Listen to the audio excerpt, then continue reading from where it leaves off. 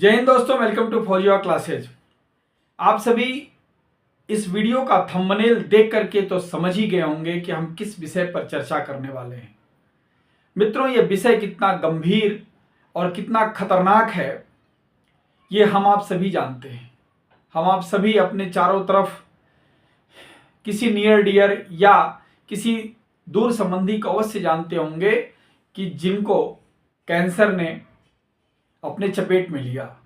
और मित्रों, कैंसर की खासियत यह है कि कई बार ऐसा होता है कि प्राय ऐसा होता है कि जब वो फाइनल स्टेज में होता है तो व्यक्ति को पता लगता है, क्योंकि उसके पहले तक तो जिस बीमारी से वो सफर कर रहा है उसके प्राइमरी सिम्टम्स पे काम करता रहता है और अचानक पता चलता है कि जो बीमारी ठीक नहीं हो रही है तो उसकी जड़ जो है वहां पे कैंसर सेल्स बने हैं। मित्रों, मेडिकल साइंस को किसी हालत में नकारा नहीं जा सकता, लेकिन साथ ही साथ कुछ बेसिक सवाल हैं कि क्या हम मेडिकल साइंस के भरोसे ही कैंसर से जीत पाते हैं। यह भी एक बड़ा सवाल है, क्योंकि जब हम इस स्टेज तक पहुंच जाते हैं तो कई बार ऐसा होता है कि मेडिकल साइंस के द्वारा जो उपाय चिकित्सा के अपनाए जाते हैं वो पर्याप्त नहीं होते और व्यक्ति असमय काल कवलित हो जाता है। मित्रों, इसी क्रम में तमाम सारे नेचुरोपैथी के विशेषज्ञों की बातों का अध्ययन करने से, तमाम सारी किताबों का अध्ययन करने से, साथ ही साथ हमारी भारतीय प्राचीन परंपरा में विद्वानों, ऋषियों, चिकित्सकों, वैद्यों के द्वारा जो जीवन पद्धति बताई गई उनका अध्ययन करने से, या यूं कहें कि कुछ प्राचीन ग्रंथ हैं, चरक संहिता आदि जो प्राचीन ग्रंथ हैं जिनमें व्यक्ति के जीवनचर्या को किस तरह से जिया जाए उनका भी वर्णन है।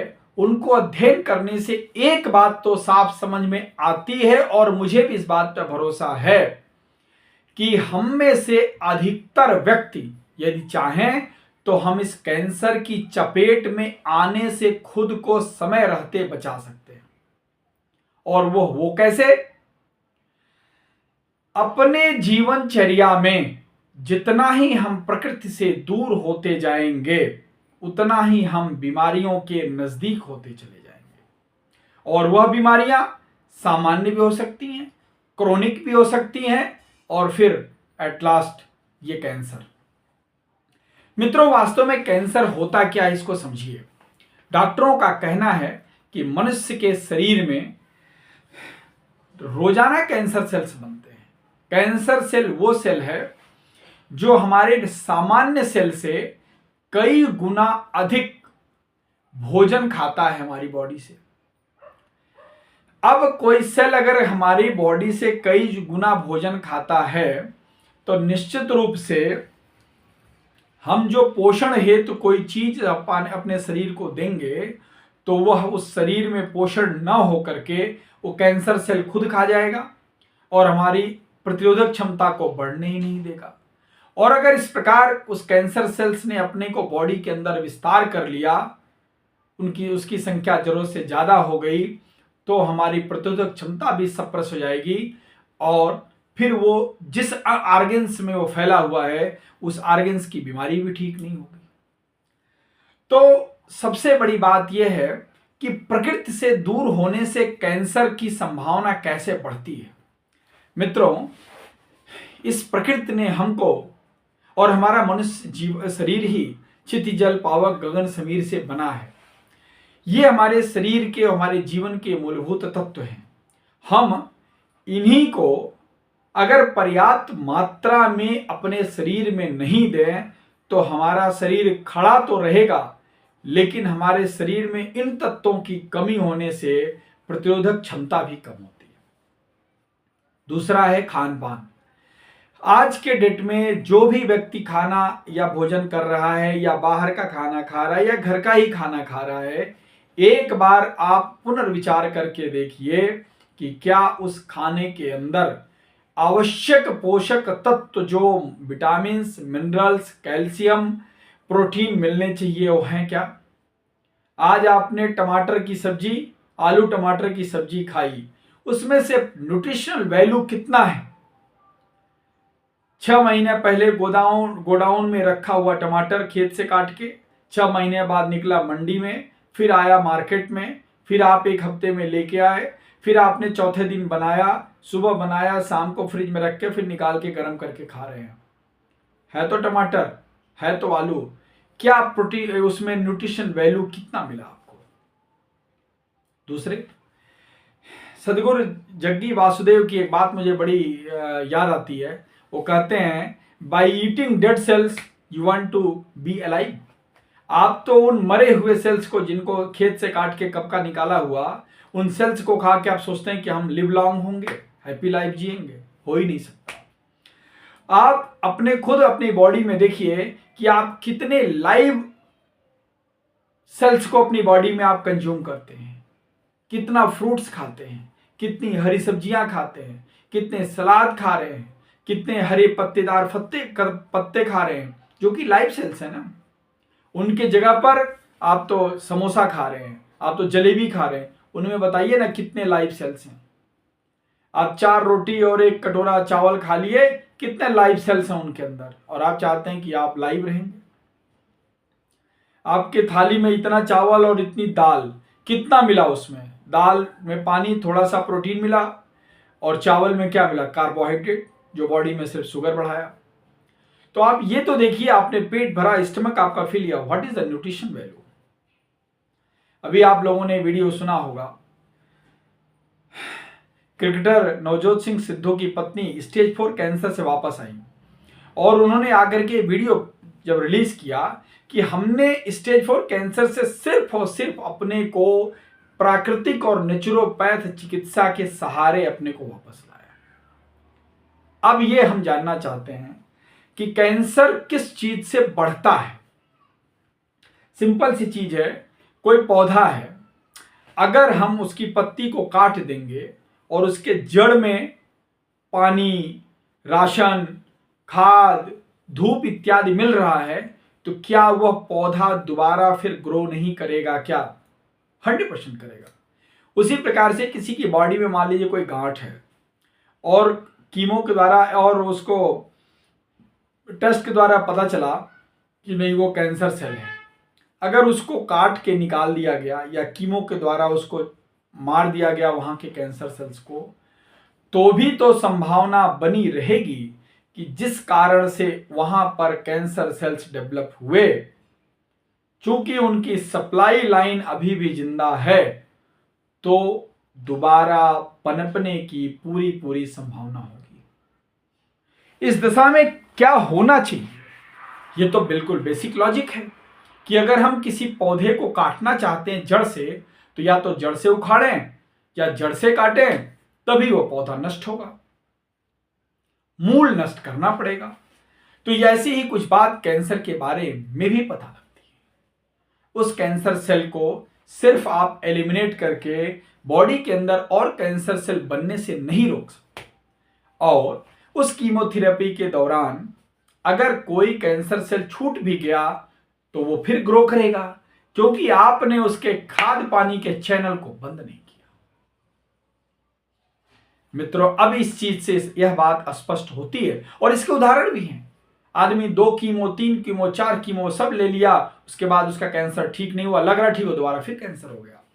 अब इस बात से यह चीज समझ में आती है कि हमको कैंसर की सप्लाई लाइन ही काटना चाहिए। कैंसर की सप्लाई लाइन काटने के लिए हमको यह देखना पड़ेगा कि कैंसर को क्या चीज पसंद है। कैंसर को शुगर जैसे मिलता है, वैसे ही कैंसर सेल एक्टिवेट हो जाते हैं, उनकी भूख बढ़ती और बढ़ते हैं। तो आप जितने भी शुगर इंटेक आप जितना भी देंगे बॉडी को, आपके कैंसर सेल उतना ही फूलेंगे, फलेंगे और पनपेंगे। यदि आप चाहते कि आपको कैंसर ना हो या किसी को कैंसर है, तो शुगर की सप्लाई को बंद करना ही चाहिए, जिससे जैसे जैसे उनको शुगर नहीं मिलेगा वो कैंसर सेल का स्टार्वेशन होगा। अब शुगर या तो डायरेक्ट शुगर हो या कार्बोहाइड्रेट से आने वाला शुगर, आपके रोटी चावल से भी तो शुगर आ रहा है। जैसे ही इसकी सप्लाई को आप कम करेंगे, इसके इंटेक को कम करेंगे, बॉडी में जाके चावल तो कार्बोहाइड्रेट ग्लूकोज में ही तो कन्वर्ट हो रहा है। उन कैंसर सेल्स को भोजन मिलना कम हो जाएगा, शुगर मिलना कम हो जाएगा, वैसे ही वो मरने लगेंगे।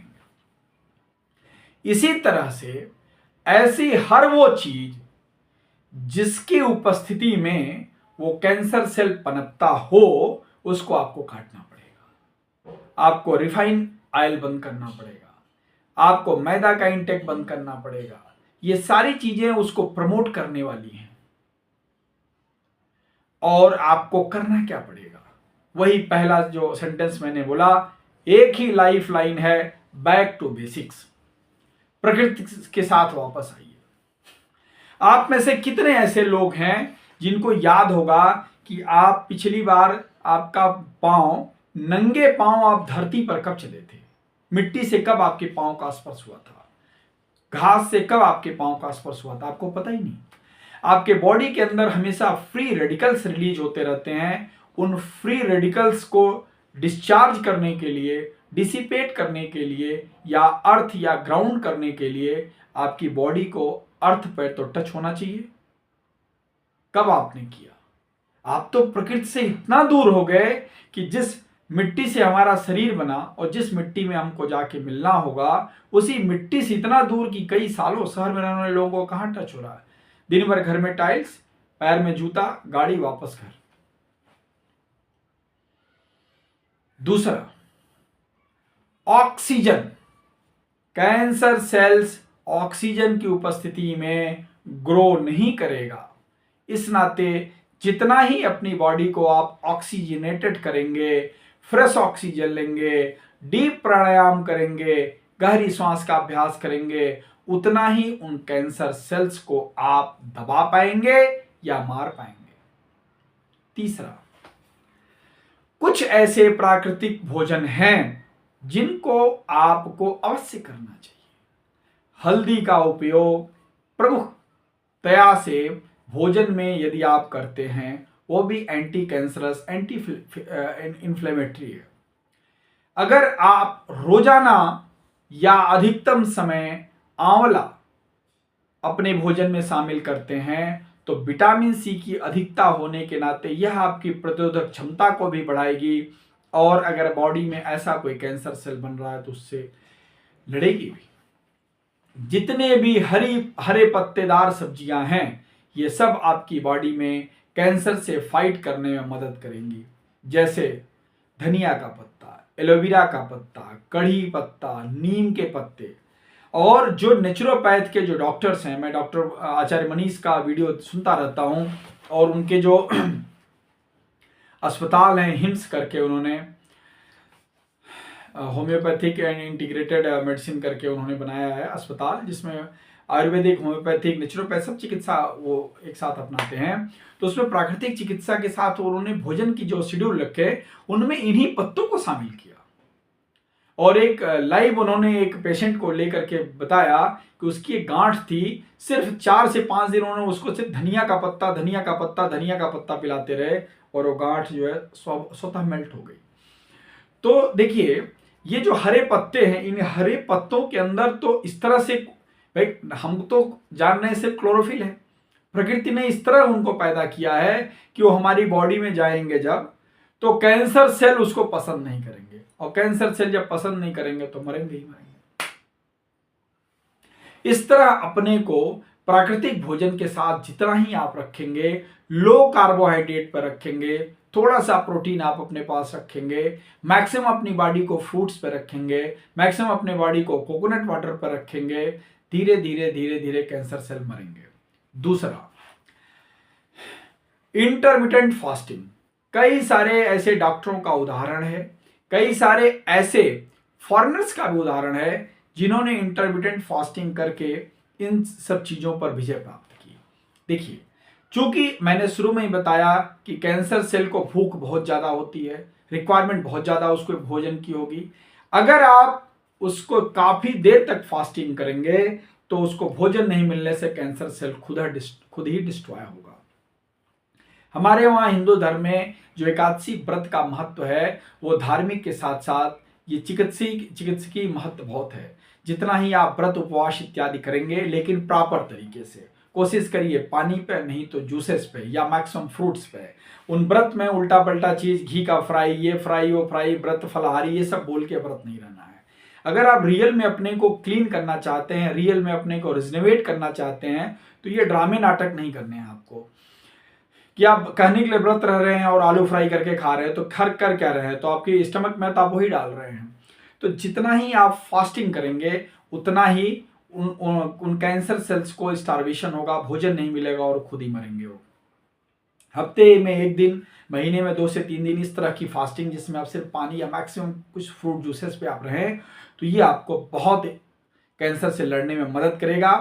डेली लाइफ में भी भोजन का एक विंडो तय करिए कि हम इस 8 घंटे के अंदर खाएंगे, बाकी 14 घंटे, 15 घंटे, 16 घंटे का एक विंडो दीजिए जिसमें आप खाली पेट हैं या कुछ नहीं ले रहे हैं, उस दौरान कैंसर सेल मरेंगे। इन सब चीज़ों का पालन करके निश्चित रूप से कैंसर पर लड़ने में मदद मिल सकती है। और हम सभी को कोशिश ये करना है कि उस स्टेज तक पहुंचे ही नहीं, और पहुंचने के बाद अगर कोई चिकित्सकीय सहायता या आवश्यक होती हो तो करना ही पड़ेगा। लेकिन क्यों हम उस स्टेज तक पहुंचें, क्यों न अपने को प्रिकॉशन पर रखें, क्यों हम अपनी जीवा को इतना नियंत्रित न रखें कि पार्टी में गए तो हमको गोलगप्पे खाना ही है, हमको पकौड़ी खाना ही है, हमको जलेबी खाना ही है। ऐसा क्यों ना हम प्राकृतिक फूड पे रहें, क्यों ना हम 1-2 रोटी खा करके अपने शेड्यूल को चेंज करें, क्यों ना हम अपने पेट को फल फूल सब्जियों से भरें, क्यों ना हम सुबह आंवले का जूस, चुकंदर का जूस, गाजर का जूस पी करके अपने दिन की शुरुआत करें। तो निश्चित रूप से प्राकृतिक भोजन जितना ही आप लेंगे, प्राकृतिक जीवन जितना ही जिएंगे, प्राकृतिक चिंतन जितना ही करेंगे, अपने थॉट्स को मंत्र के द्वारा, मेडिटेशन के द्वारा, गॉड बिलीविंग के द्वारा जितना ही पॉजिटिव बनाएंगे, ब्रेन को जितना ही कूल करेंगे, उतना ही आपके अंदर प्रतिरोधक क्षमता भी बनेगी। प्राणायाम जितना ही करेंगे, एक्सरसाइज जितना ही करेंगे, शट आउट जितना करेंगे, बस वही आ गया बैक टू बेसिक, आप उतना ही इस बीमारी